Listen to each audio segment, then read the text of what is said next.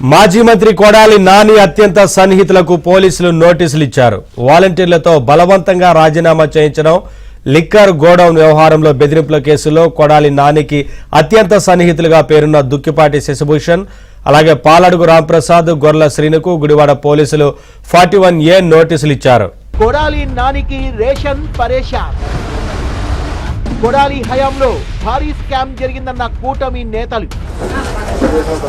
Gudivada YCP leader మాజీ MLA Kodali నానిని ration సుడిగుండం వెంటాడుతోంది. మాజీ మంత్రి కొడాలి నాని రేషన్ బియ్యం పంపిణీలో అక్రమాలకు పాల్పడ్డారని ఆరోపించారు గుడివాడ ఎమ్మెల్యే వెనిగండ్ల రాము.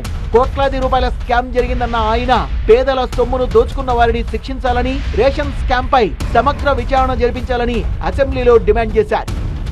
దగ్గర 500 కోట్లు పైగా అప్పటి జాయింట్ కలెక్టర్ మీద కూడా తో కలిపి పీడిఎస్ బియ్యం మీద 500 కోట్ల పైగా సంపాదించాడు అనేది పేరు చెప్పదలుచుకోలేదన్నా, కావాలని అలాంటి వ్యక్తి పేరు దలుచుకుంటూ కూడా దండగా.